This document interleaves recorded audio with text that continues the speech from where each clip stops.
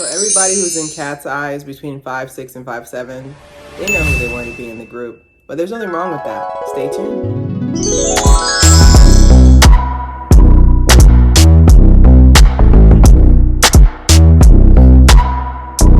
Alright, welcome to another episode of Haire. I am doing my review on Katseye, Popstar Academy, basically Dream Academy. I'm not going to go into detail because I feel like it got released in August and I am like a month late, so I don't even know if y'all care about it anymore, but I need to be heard, okay?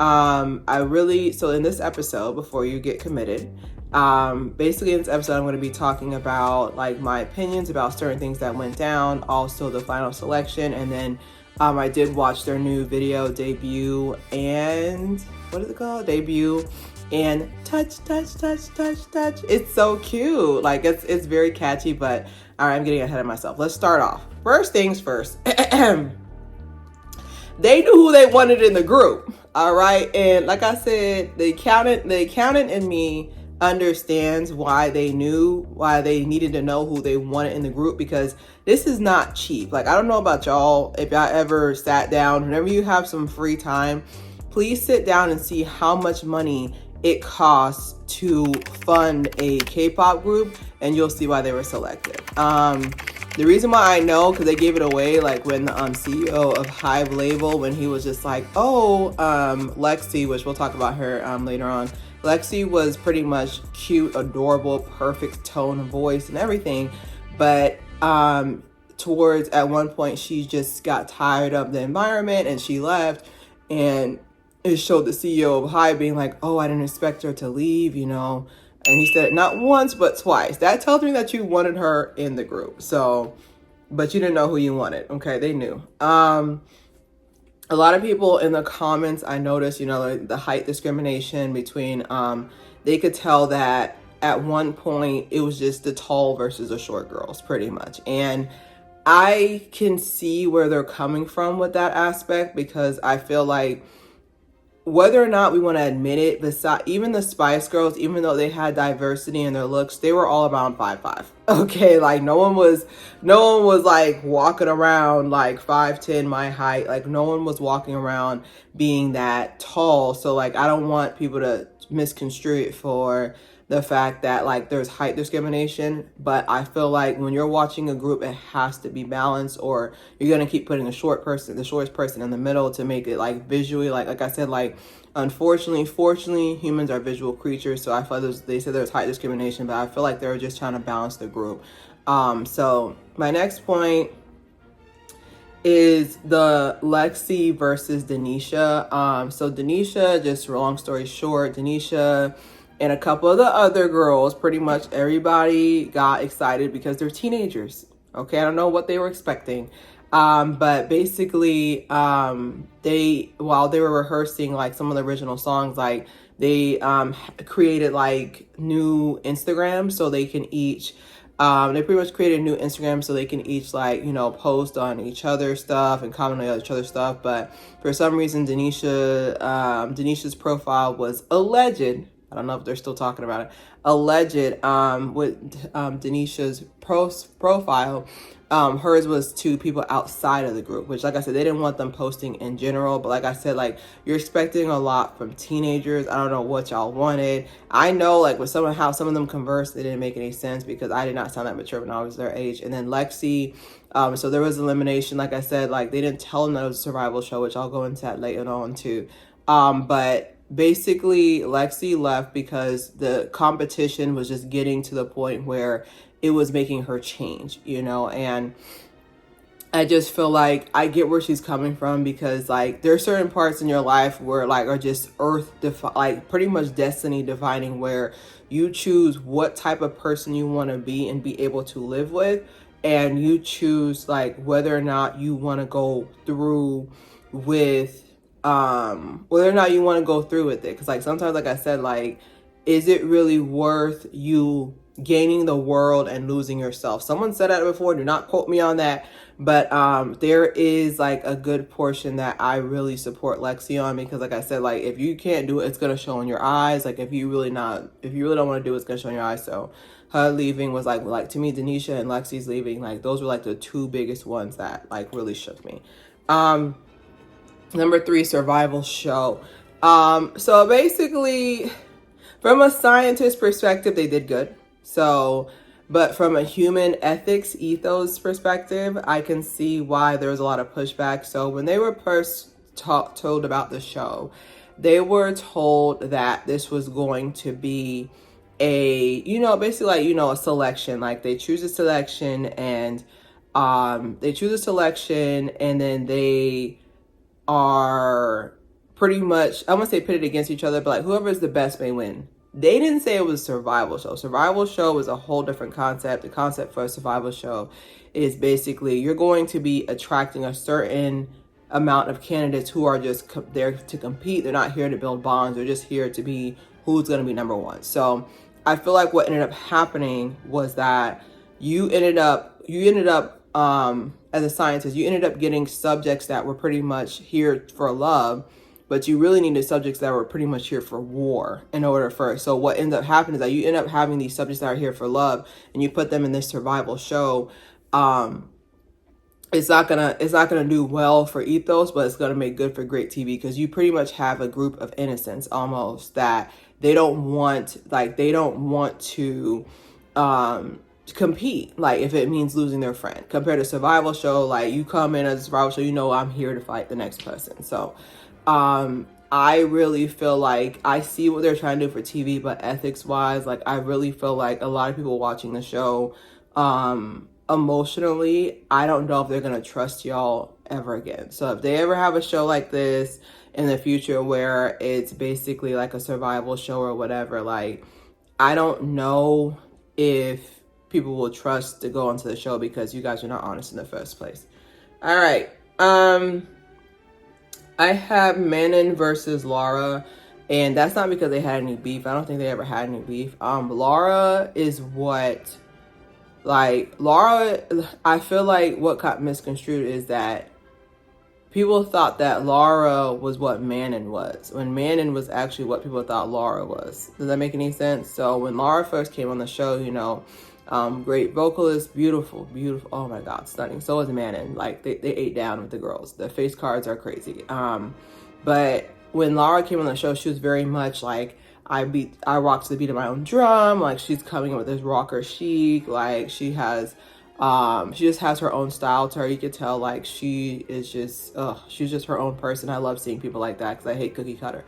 And then Manon came onto the show, and like she started off, pretty much humble, and then like at one point it just started showing that she was just, she knew her following, which is true. Her following is what got her here, so she don't have to work anymore, which is true. Okay, because like I feel like Laura didn't have a lot of people who were supporting her at first, but then like once they started falling in love with Laura, they're like, okay, we love Laura.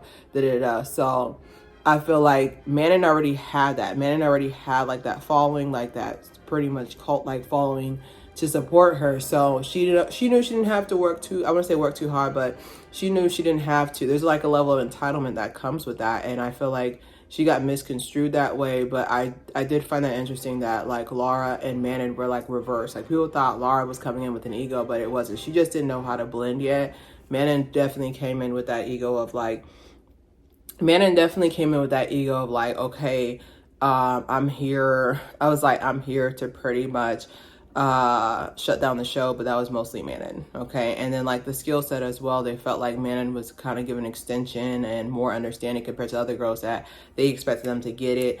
I also want to do a special shout out to the choreographers, the vocal coaches. Like I can't thank them enough. I don't even know them, but like they literally prepared them. Like I love that talent and development and starting to make a comeback, because I can tell a lot of these new artists, they're just like, wait, did you have a big TikTok following? All right, whatever, we'll fix it along the way. We don't care if you go to but like it was nice to see like a lot of them, like they were not playing with it. Like you need to, it's this, like they were not playing with them. And the vocal coaches, they're like, we need you to sing from your diaphragm. Like you need to be able to breathe when you sing. Like everything needs to be sound. So like I like that they did that, because I can hear that a lot of these new artists do not have vocal coaches. They're just coming out here because they have a big TikTok following, they're pretty, or they appeal to a certain demographic and they're just pushing them toward. So my final thoughts. Overall, I enjoyed the documentary. Like, there was a couple of points where I was just like, did y'all edit this like to make it good for TV, or did y'all really want us to watch it? I don't know. There was a couple of parts there, but I just feel like there was a lot of points that were made that made sense. Like with Missy, like I could tell Missy really cared about those kids. Okay. Like she really cared about them, like they were her daughters. But I can tell there were certain pain points where she didn't agree, you know, like she didn't agree with like the final, like certain final decisions that took place allegedly, off and on screen that she didn't agree on, you know. So I feel like there was like certain parts where I could tell that she didn't agree on, but she had to just keep pushing through because this is still her job, you know. She still has to pay bills like the rest of us. But I don't know, I really like that Missy led it, and that Missy definitely is a millennial. I don't know how old she's supposed to be, but she definitely gives millennial vibes. Like it's basically like we want the best for everybody, but there's also a point where it's like, this is my job. Like this is what I'm getting paid to do, you know. This is what I'm getting paid to do, like this is my job. But I don't know, I feel like there was certain parts where I can tell they were editing it to give certain people a good edit, you know, and other people, they're trying to edit them almost like it was in a nefarious way.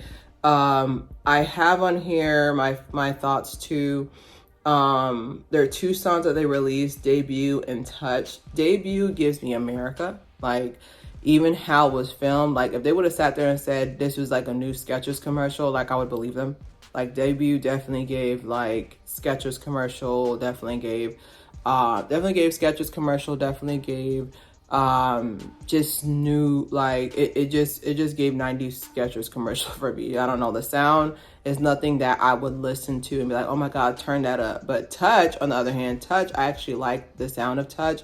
The little that's adorable. But the thing about it is that it's very like, it sounds definitely more pop, more K-pop influence to me for Touch, which is fine. But I think their overall problem is going to be basically delineating whether or not they are an American or a Korean group, because I feel like